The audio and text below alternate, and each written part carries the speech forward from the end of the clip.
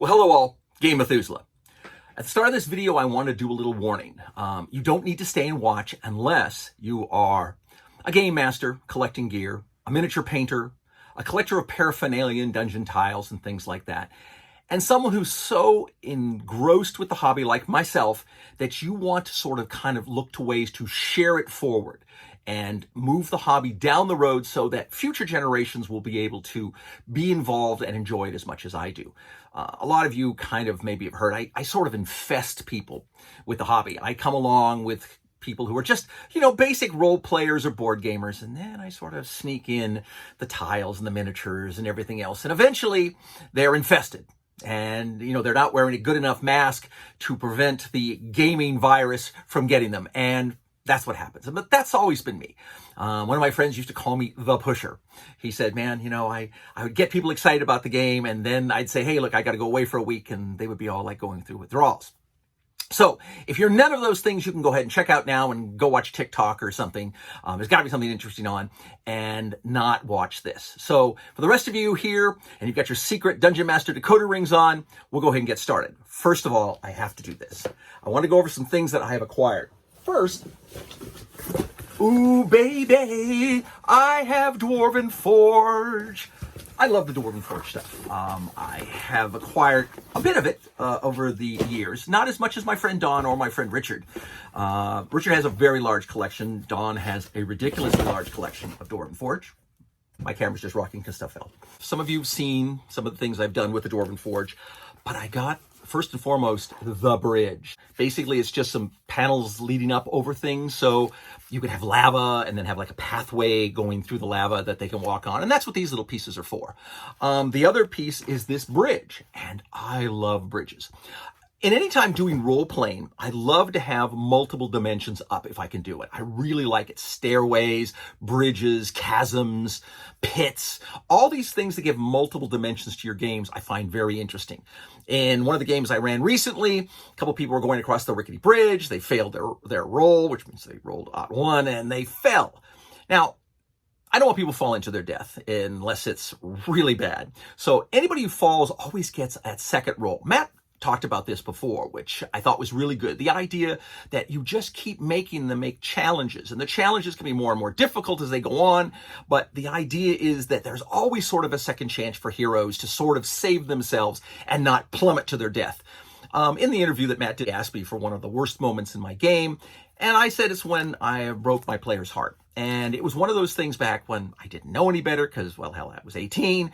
And, the character kicked through a false door, blew his saving throw, fell down, landed in a pile of yellow mold, blew his saving throw, and died. And, that's the way it was. But I really thought he was really crestfallen with that. And it's certainly understandable. But I think Matt's point was so much better. The idea that, like Indiana Jones, where there was always some horrible thing happening, he just was able to, by the skin of his teeth, get by. And that would make it more exciting. And in one of the battles we had with the Beholders, two of the guys were literally hanging on the chasm. They'd fallen off the bridge. They made their second roll and landed on the chasm, so they didn't fall to their most likely imminent death. And then that made it more interesting. Two characters were out of the battle, trying to fight their way back up. People are trying to protect them. People are trying to keep the beholders off them. It made for a very dramatic moment. And again, like I said, drama and excitement like that in games is what you want to do. Also got the big 40 by 40 room. These are great when you're doing dungeon tiles because the problem with props is the time-consuming element of having to put them down in a game. Now, I've gotten pretty good at that, and as you've seen, I normally bring just what I'm going to utilize to a game so that I don't have my entire collection of tiles that I have to dig through. I just have the ones I'm going to use, so I just plop them down, and a bit faster. The number one DM, Steve, he does a really good job, and I liked this a lot. He didn't have a lot of elaborate things, so what he did is he had a lot of mats, the dry erase type mats, and he would draw out the encounters on those. He then had the maps that were supplied by the modules and the like, which were really nice.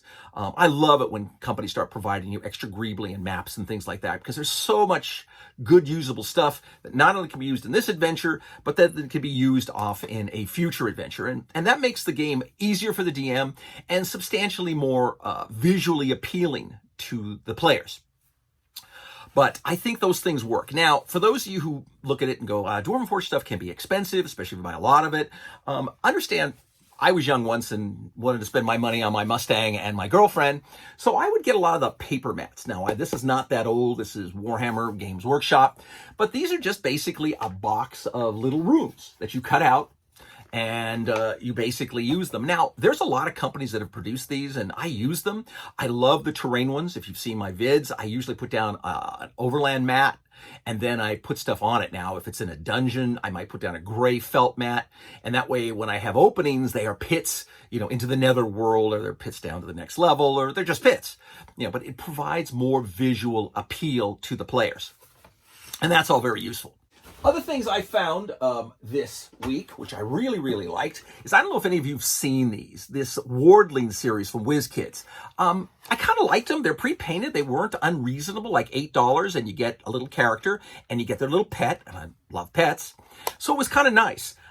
They're supposed to be children, kids, to kind of maybe get the kids involved in role-playing, but very frankly, once you clean them up a little and mount them and flock the base, you really can't tell that they're kids. And they're, it's not really that bad. Now, the interesting thing for me on these, and why I got more, now I have a pile of them again, is some guy on eBay, and I hope it wasn't a COVID-related business going under, was selling them basically for wholesale. You bought 7 of them, and it was like $30 for 7.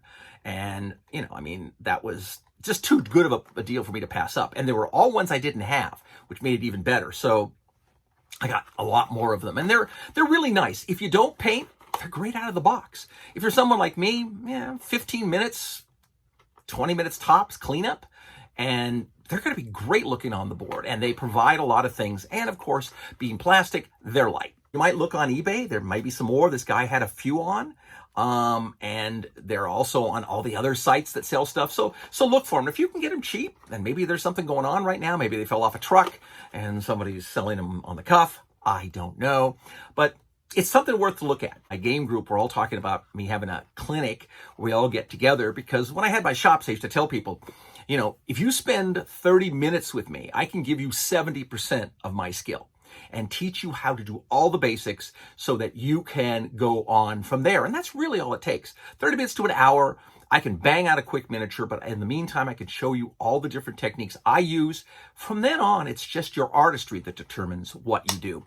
Now, many years ago, my mother-in-law hoodwinked me and got me to go to a Long Beach youth home fundraising dinner. And she said, look, drive me to the dinner. I'll buy you dinner and you can just hang around and drive me home. And, it won't be that bad. And the meal's really good. And, I knew there was a little twist going here. She was very sneaky.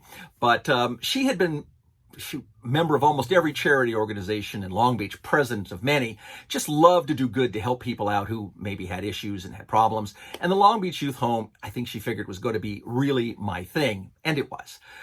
They were kids who were in trouble, family issues with the police, things that were problematic, that these kids were heading down a road that was going to maybe be bad for them, or maybe they lost their parents. There's a lot of variables involved, but nonetheless, they provided education and good sort of morale things, and lots of social things that helped a lot. We had a big Christmas event for them and the like, and I really love getting involved with helping people that need help.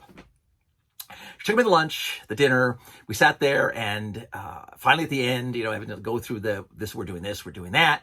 This guy gets up, and he's covered with tattoos, and I'm thinking, who the heck's this guy? And he talked about the fact that he had obviously been part of the Long Beach Youth Home many years ago, and he was asked to come back and speak. And he said, I'm not a good public speaker, so you'll forgive me if I'm not very eloquent. But he said, I want to tell you, I have a home, I have a wife, I have 2 wonderful kids, and I have 2 tattoo parlor businesses in the state that I live in. And I employ 12 people. And it was really impressive for someone who was, as he said, almost in jail. And the turnaround is what I enjoyed. The fact that, having not myself come from a silver spoon or any sort of great wealth, I appreciate the fact that you had to scramble and scratch and fight your way up to a point when so you could be happy with your life. Well, this guy obviously seemed like he was very happy with his life. And he ended the whole thing with, he just wanted to tell you, I wanted to come back and talk to you and tell you you did not waste your time with me. And that was the hook. That was what sucked me in. And from then, I spent some of the best years being involved in these organizations. I have tons of wonderful stories I'd love to relate to you and bore you to death, but I won't. We'll get back to what's important. But the point was, we had a doctor who was part of our organization, and he had a beautiful home out in Orange County. And every year we'd have a fundraiser at his house, and we'd have a big dinner and music and all that. But his house was sort of the main thing. The man was a collector of fine art, and he collected what they called second-tier artists. They were like people who were contemporaries of Rembrandt and all the other big artists of various eras. But for some reason, they just never got the notoriety. So where, a Rembrandt might cost you, millions of dollars, you could pick up a Tadema for, 10 grand.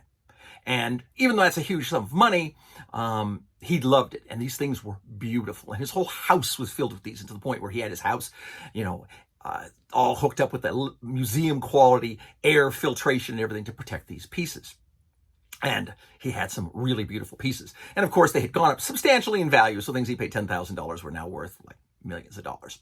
And we would love to see all this art. But the point he made, and this is the point I want to make with you. One night, my mother-in-law and I were standing next to this beautiful picture we both admired. And he came by, and Mia looked up and said, "I see you still have my girl." And he laughed. And he said, "Yeah." And I said, "What's it like to own all this fine art?" And he made the best statement I've ever heard that I've really taken to heart. He said, "I don't own any of this. I'm just the current caretaker. The reason this art is here, that you can stand here and appreciate it, the reason that art is at museums, that you can stand there and look at these beautiful pieces of art and enrich your lives with them, is because 9 or 10 other families or individuals or whatever took care of this art for their lifetime. And when they passed away, they put it to a place that someone else who could appreciate and love this point of art would be able to get to it." And that's my point. I want you to share your hobby forward. If you paint, especially for a professional painter and everything else, first and foremost, I want to tell you something. Sign your work. I don't sign much stuff. Most of my thousands and thousands of miniatures are not signed. But occasionally when I sell some of my own art, or if I give it away, I always put my signature on the bottom. These are Steve's. This is one of Steve's things he painted for me, because I said, I really don't have a troll that's big and looks like a troll. And he painted me this beauty. And, it's sad because video and sometimes even photography doesn't do him justice. His stuff is just remarkable. But what was most remarkable with Steve was his monsters. I used to have people who would see them in battles when I had an army, and I've got a general mounted on some winged dragonite creature, and he would look at them, and people would look at them, and they'd walk over eventually and get a really close look and said, "This thing looks like it's going to get up and walk away." He was masterful at making things look incredibly realistic that weren't real. They were some kind of mythical monster or something that nobody had ever seen, but you're convinced after you saw his piece of art that they might have actually existed. And somebody else had put something up on old school miniatures on Facebook. And somebody I had gamed with like 35 years ago who talked about Tim Finkus, and you may have heard me mention him. He had a very unique style in Southern California, and I think he was one of the most instrumental people in this area for teaching people how to make really beautiful miniatures. He, unfortunately, like my friend Steve, his life was cut way too short. And I always feel sad as things go forward that they don't get to see the greatness of the way the hobby is now. But sign your art. The second thing is, and this drives one of my best friends absolutely nuts, give away some. Sell some. There's lots of great sites you can sell them. If you have miniatures that you don't need, like I have 100 ghouls, well, I don't need 100 ghouls or 200 goblins. So it's not unusual for me to sell a unit of goblins or sell some ghouls or give them away, because when I give something away, I'm helping to infest them with the love of the hobby. Not just the playing and the role-playing and the gaming and the reading of the books, but of the greebly and the maps and the boards and getting dungeon tiles and putting out these beautiful miniatures and then monsters and all the things that go on in my game that I think suck people in.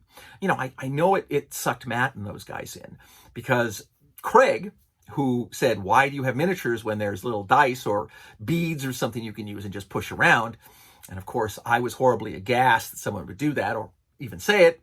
But now Craig has a very vast collection of miniatures and tons of maps and everything. Now, I'm not going to say I had anything to do with that, but we all know better.